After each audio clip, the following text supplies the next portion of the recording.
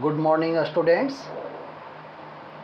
मैं एस उदय आज प्रेजेंट हुआ हूँ कूलम्ब्स लॉ के बचे हुए पार्ट्स के साथ। अभी इसके बाद न्यूमेरिकल का एक लेक्चर और कंप्लीट करूँगा और उसके बाद कूलम्ब्स लॉ आपका ख़त्म हो जाएगा। तो आज हम लोग पढ़ेंगे कूलम्ब्स लॉ। कूलम्ब्स लॉ में हमने पिछली क्लास में देखा था कि दो चार्जेज Q1 और Q2 अगर वैक्यूम में रखे हुए हैं r डिस्टेंस अपार्ट, तो फोर्स होता था, दोनों के बीच लगने वाला इलेक्ट्रोस्टैटिक फोर्स होता था 1/4 pi epsilon not Q1 Q2 by r square. आज हम लोग थोड़ा हटके पढ़ेंगे। दोबारा हमने क्या देखा था कि अगर यहाँ पे कोई मीडियम इंसर्ट कर दिया जाए पूरे स्पेस में, पूरे रीजन में, यानी Q1 और Q2 के बीच एक होमोजीनियस मीडियम इंसर्ट किया जाए जिसकी रिलेटिव परमिटिविटी एप्सिलॉन r हो, तो फोर्स बिटवीन चार्जेज का वैल्यू होता था force in medium Fm is equal to 1/4 pi epsilon not epsilon r Q1 Q2 by r square. यहाँ पे एप्सिलॉन r से मल्टीप्लाई हो जाता था, यानी फोर्स का वैल्यू 1/एप्सिलॉन r टाइम्स हो जाता था।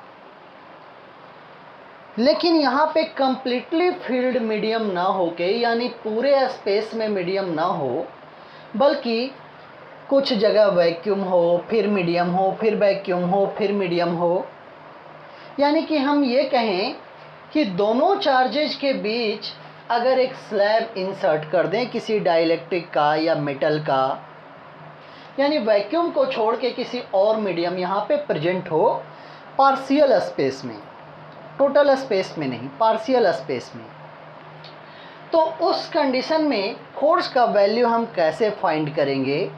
क्या कोई उसका रेडीमेड फार्मूला होता है? तो हम कहते हैं हाँ, उस फार्मूले को आज हम डिराइव करेंगे और इस पे बेस्ड छोटे छोटे न्यूमेरिकल्स करेंगे। तो इस चीज़ को समझने के लिए कि अगर डिफरेंट स्लैब्स पड़े हों दोनों चार्जेज के बीच में और बाकी जगहों पे वैक्यूम हो, तो उस कंडीशन में फोर्स हम कैसे फाइंड करेंगे? इस चीज़ को समझने के लिए, फोर्स के डेरिवेशन को समझने के लिए हमें इक्विवेलेंट डिस्टेंस का कॉन्सेप्ट समझना होगा। इक्विवेलेंट डिस्टेंस का कॉन्सेप्ट हमें समझना होगा। तो इक्विवेलेंट डिस्टेंस क्या होता है, इस चीज़ को पहले हम समझते हैं। देखना, दो चार्जेज हैं Q1 और Q2, r डिस्टेंस अपार्ट रखे हुए हैं किसी मीडियम में, और उस मीडियम की रिलेटिव परमिटिविटी है एप्सिलॉन r। मीडियम की रिलेटिव परमिटिविटी है एप्सिलॉन r। तो इन दोनों चार्जेज के बीच लगने वाला force Fm, force in medium, is equal to 1/4 pi epsilon not epsilon r Q1 Q2 by r square. मैं एप्सिलॉन r को इस तरह से लिखता हूँ, epsilon r is equal to under root epsilon r का होल स्क्वायर। स्क्वायर से root cancel हो जाएगा, स्क्वायर से रूट कैंसिल हो जाएगा और बचेगा कितना? Epsilon r। तो यहाँ पे मैं लिखा एप्सिलॉन r को अंडर रूट एप्सिलॉन r का whole square, under root epsilon r का होल स्क्वायर। इस एप्सिलॉन r को यहाँ लिखा अंडर रूट एप्सिलॉन r का होल स्क्वायर। तो हमारा फोर्स का फार्मूला बन गया 1/4 pi epsilon not Q1 Q2 under root epsilon r का whole square into r square. अब इस दोनों पे स्क्वायर है तो दोनों को एक साथ लिख लेता हूँ और होल स्क्वायर कर देता हूँ। तो फोर्स हो गया 1/4 pi epsilon not Q1 Q2 by under root epsilon R into R का होल स्क्वायर। ये है Q1 Q2 के बीच फोर्स का वैल्यू जब r डिस्टेंस हो दोनों चार्जेज के बीच और बीच में मीडियम रखी हुई हो जिसकी रिलेटिव परमिटिविटी है एप्सिलॉन आर। ये है फोर्स का वैल्यू। अब देखना मैं क्या करता हूँ, मीडियम को रिप्लेस कर देता हूँ और डिस्टेंस का वैल्यू बढ़ा के कर देता हूँ under root epsilon R times are.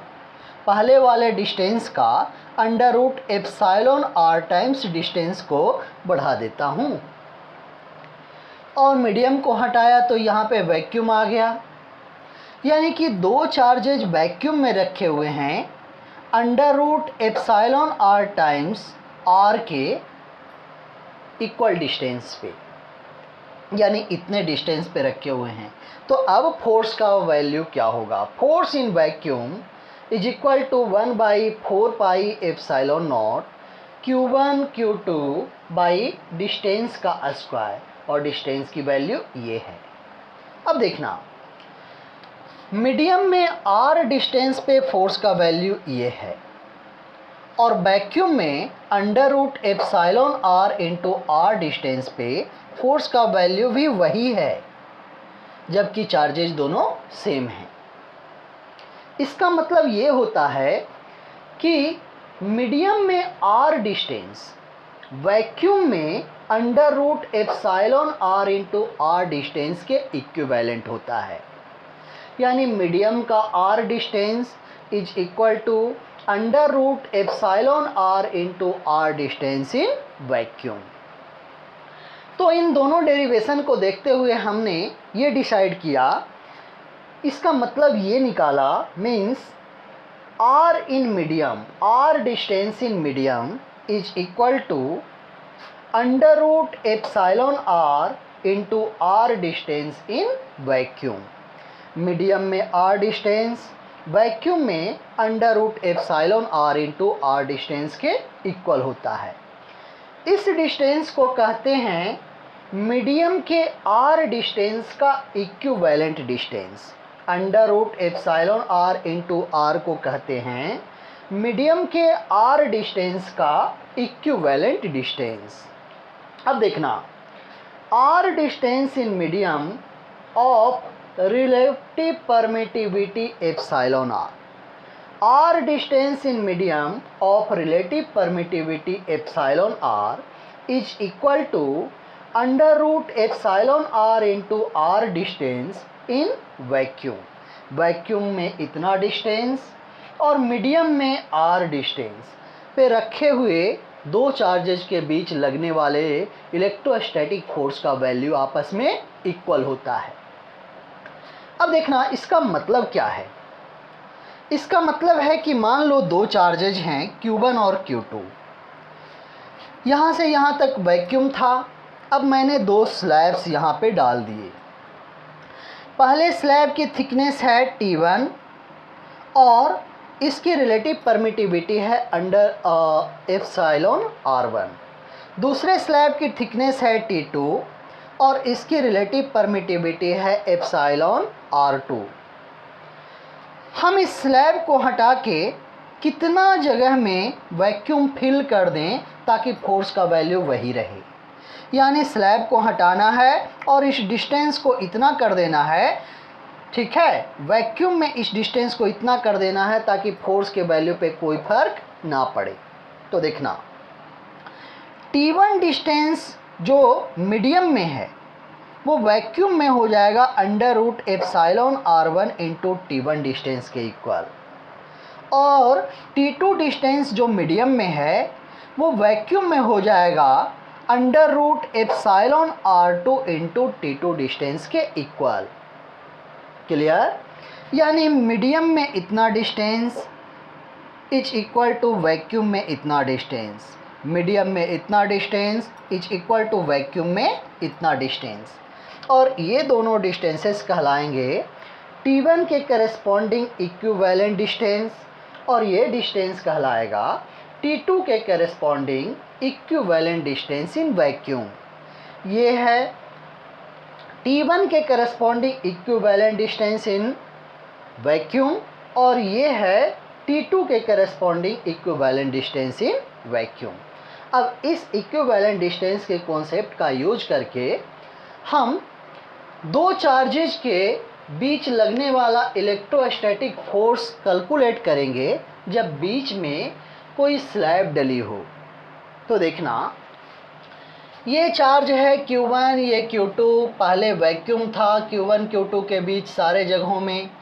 अब हमने एक स्लैब इंसर्ट कर दिया यहाँ पे।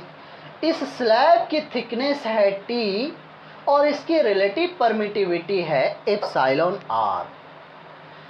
Thickness T, relative permittivity epsilon R। अब देखना, हमारे पास फार्मूला हमेशा जो लगाना है वो फार्मूला लगाना है वैक्यूम वाला। वैक्यूम वाले फार्मूले में यहाँ ये चीज़ आता है 1/4 पाई एप्सिलॉन नॉट। चार्जेज का प्रोडक्ट ऊपर रहेगा Q1 इंटू Q2 और यहाँ पे जो डिस्टेंस रहेगा वो इक्विवेलेंट डिस्टेंस रहेगा। यानी वैक्यूम वाला टोटल डिस्टेंस तो लेंगे ही लेंगे, साथ में जो डिस्टेंस यहाँ पे स्लैब में है उस डिस्टेंस को वैक्यूम वाले इक्विवेलेंट डिस्टेंस में कन्वर्ट कर लेंगे। तो देखना, यहाँ से यहाँ तक की डिस्टेंस थी R, तो मैंने वैक्यूम वाले डिस्टेंस को कैलकुलेट करना चाहा, तो इतने दूर में वैक्यूम नहीं है तो R में से ये डिस्टेंस सब्ट्रैक्ट होगा। यानी R माइनस T, यहाँ से यहाँ तक प्लस यहाँ से यहाँ तक, ये टोटल डिस्टेंस है R माइनस T। अब इस डिस्टेंस के करेस्पॉन्डिंग हम वैक्यूम में डिस्टेंस लिखेंगे। तो वैक्यूम में डिस्टेंस कितना होता है? Under root relative permittivity into distance in medium. तो रिलेटिव परमिटिविटी का under root into distance in medium. तो यहाँ पे हो गया under root epsilon R into T, under root epsilon R into T। ये हो गया इक्विवेलेंट डिस्टेंस। इसका मतलब इक्विवेलेंट डिस्टेंस का क्या है कि अगर इस स्लैब को हटा दें और इतने डिस्टेंस पे दोनों चार्जेज को रख दें तो फोर्स का वैल्यू वही मिलेगा जो इस स्लैब को डले होने पे मिल रहा था। तो यहाँ पे R इक्विवेलेंट का वैल्यू पहले वैक्यूम वाला यहाँ से यहाँ तक ले लिया R माइनस T। फिर ये जो मीडियम में डिस्टेंस है इसको वैक्यूम वाले डिस्टेंस में कन्वर्ट करेंगे। तो वैक्यूम वाले डिस्टेंस में कन्वर्ट कैसे होता है? इस मीडियम के रिलेटिव परमिटिविटी के स्क्वायर रूट में इस मीडियम के थिकनेस से मल्टीप्लाई कर देते हैं, यानी under root epsilon R into T से मल्टीप्लाई कर देंगे। ये मिला हमें इक्विवेलेंट डिस्टेंस। तो फार्मूला हो गया 1/4 pi epsilon not Q1 Q2 divided by equivalent distance का होल स्क्वायर। और इक्विवेलेंट डिस्टेंस कितनी है? R minus T plus under root epsilon R into T और इस पूरे का होल स्क्वायर। अब देखना, अगर ये स्लैब कितनी भी पतली हो और स्लैब मेटल की हो जाए, तो मेटल के केस में इफ स्लैब इज मेटालिक, अगर मेटल का स्लैब है तो मेटल के केस में रिलेटिव परमिटिविटी की वैल्यू कितनी? इन्फिनिटी। कितनी? इन्फिनिटी। तो यहाँ पे जब हम इन्फिनिटी रखेंगे तो ये चीज़ कुछ भी हो, ये चीज़ कुछ भी हो, इस डिनोमिनेटर का वैल्यू हो जाएगा इन्फिनिटी। और इन्फिनिटी से किसी भी चीज़ में डिवाइड करेंगे तो उसकी वैल्यू कितनी? 0। यानी फोर्स का वैल्यू हो जाएगा 0। मान लो ये Q1 था, ये QT थी, दोनों में प्यार था, दोनों के बीच प्यार में दीवार डाला गया। पहले डाइलेक्ट्रिक का दीवार डाला गया, फिर भी प्यार थोड़ा घटा लेकिन रहा। फिर और मोटा किया गया दीवार, T की वैल्यू और बढ़ाया गया, T की वैल्यू और बढ़ाया गया, प्यार और घटा। लेकिन आप चाहते हैं कि बिल्कुल दोनों के बीच प्यार का वैल्यू 0 हो जाए, तो उस कंडीशन में पतली सीट ही डालिए, लेकिन किसकी? मेटल की। अगर मेटल की पतली से पतली सीट भी इन दोनों के बीच इंसर्ट कर दिया जाएगा तो कूलम्ब फोर्स का वैल्यू क्या हो जाएगा? 0। तो यहाँ पे अगर मेटल का स्लैब, कितना भी पतला मेटल का स्लैब हम यहाँ पे इंसर्ट करेंगे तो फोर्स का वैल्यू हो जाएगा 0। यानी मेटल स्लैब अगर मेटालिक हो तो फोर्स की वैल्यू दोनों के बीच क्या होगा, 0। अब आपने देखा यहाँ पे एक स्लैब डला था, तो एक स्लैब डला था तो उस कंडीशन में फोर्स का वैल्यू हमने निकाल लिया। टोटल डिस्टेंस में स्लैब का थिकनेस घटाए तो वैक्यूम कितने दूर में है ये पता चल गया। फिर इस मीडियम वाले डिस्टेंस को वैक्यूम वाले डिस्टेंस में हमने कन्वर्ट कर लिया इक्विवेलेंट लेंथ का फॉर्मूला लगा के, और इस टोटल इक्विवेलेंट डिस्टेंस को हमने यहाँ पुट कर दिया और फोर्स का वैल्यू हमें मिल गया। लेकिन अगर एक स्लैब की जगह इन जनरल ढेर सारे स्लैब्स डले हुए हों, मान लो ये चार्ज है Q1 और ये चार्ज है Q2, दोनों के बीच का डिस्टेंस है R, यहाँ से यहाँ तक पहले पूरे में वैक्यूम था। अब हमने क्या किया, कई स्लैब्स यहाँ पे इंसर्ट कर दिए। पहले स्लैब की thickness T1, relative permittivity epsilon R1, दूसरे स्लैब की thickness T2, relative permittivity epsilon R2, इस तरह से and so on. nth slab की थिकनेस Tn और relative permittivity epsilon Rn। n slabs हमने डाल दिए। अब n स्लैब्स डाले तो जितने जितने डिस्टेंस पे ये स्लैब स्पेस को ऑक्यूपाई किए उतना डिस्टेंस वैक्यूम में से सब्सट्रैक्ट हो जाएगा। तो हमारा फोर्स का वैल्यू होता क्या है, हमेशा फोर्स का फॉर्मूला लगाते हैं वैक्यूम वाला, F = 1/4πε0 Q1 Q2 by R equivalent का होल स्क्वायर। अब R इक्विवेलेंट का वैल्यू अगर हम पुट कर देंगे तो फोर्स का वैल्यू हम क्या कर लेंगे, फाइंड कर लेंगे।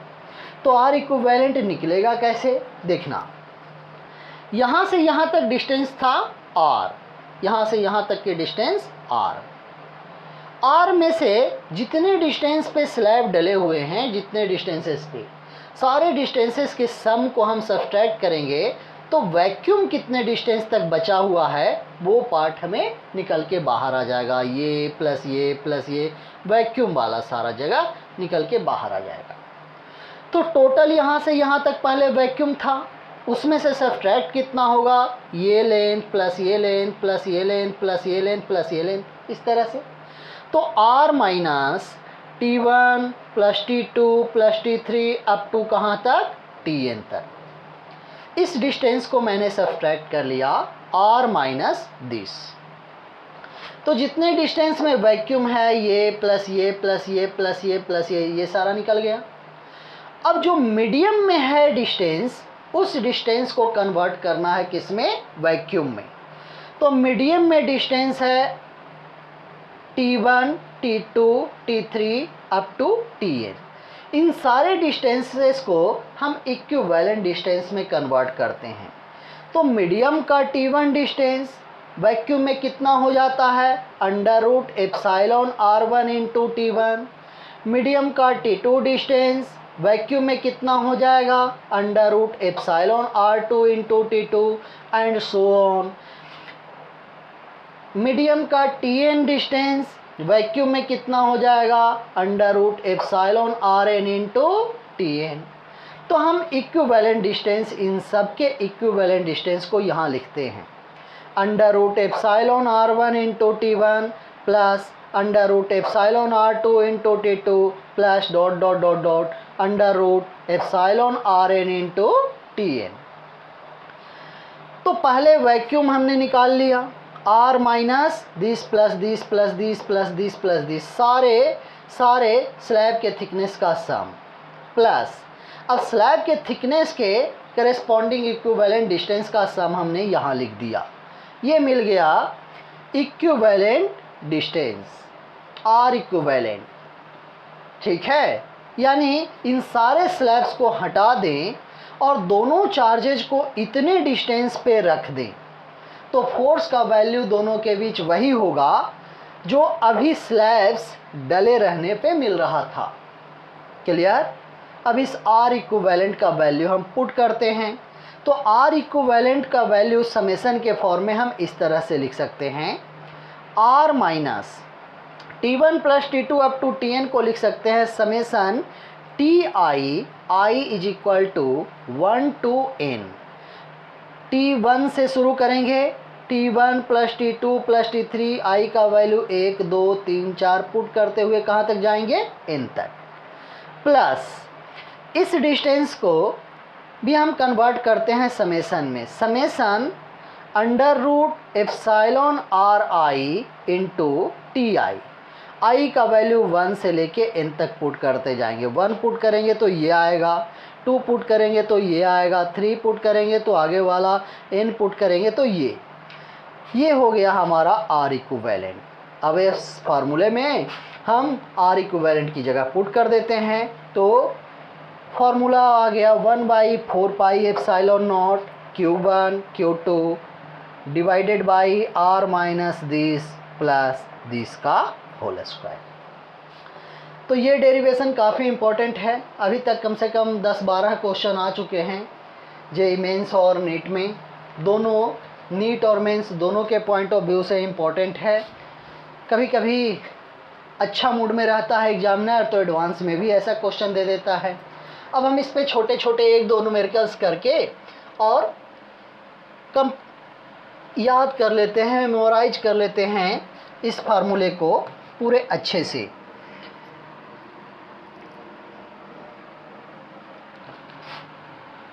कमांड कर लेंगे फार्मूले पे। तो यहाँ पे देखना,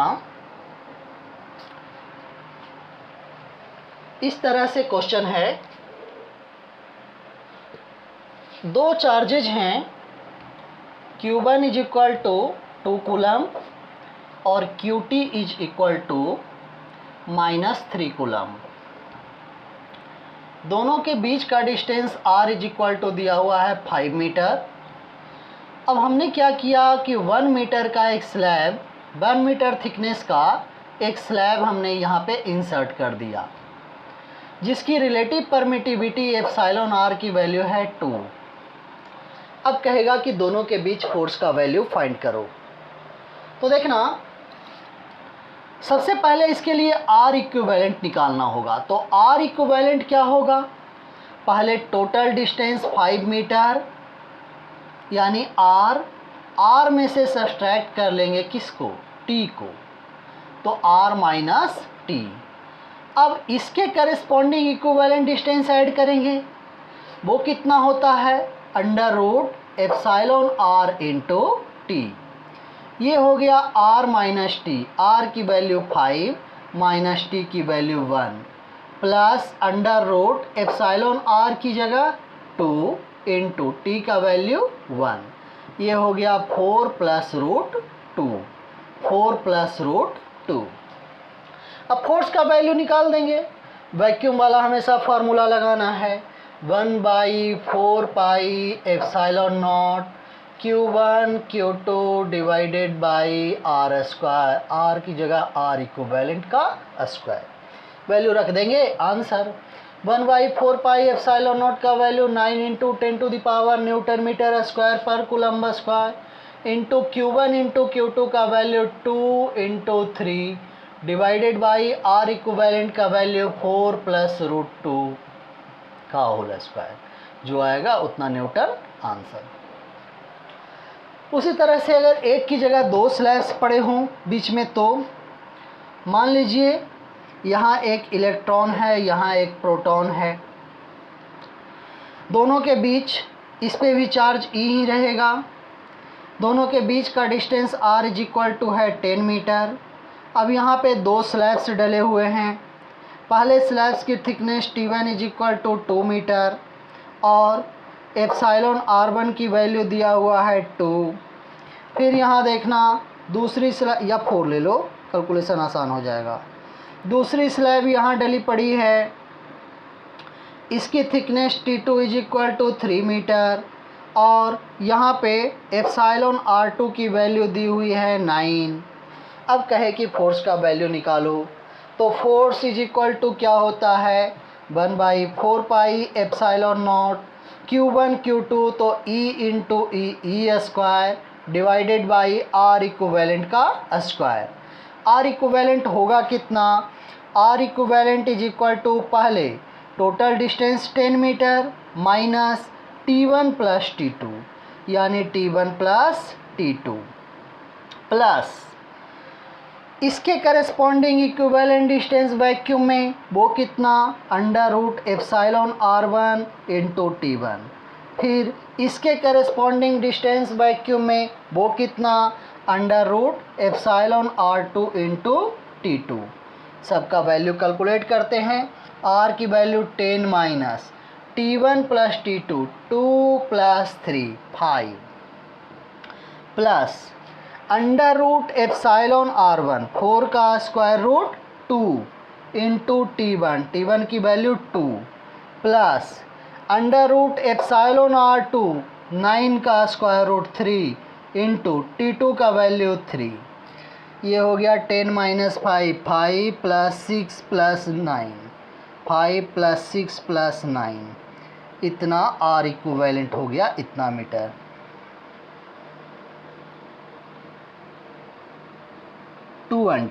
कितना 220 यहाँ पे रख देंगे 220 का स्क्वायर 1/4 पाई एप्सिलॉन नॉट का value 9 into 10 to the power 9 e square by 220 का स्क्वायर। ई की value 1.6 into 10 to the power -19 coulomb. तो इस तरह से जो भी क्वेश्चंस आएंगे उसे हम सोल्व करेंगे और इस टाइप के कई क्वेश्चंस आए हुए हैं, एक दो नहीं बल्कि कई आए हुए हैं। तो कूलम्स फोर्स हम कैलकुलेट करेंगे जब स्लैब डले हुए हैं कहाँ, दो चार्जेज के पॉइंट चार्जेज के बीच में।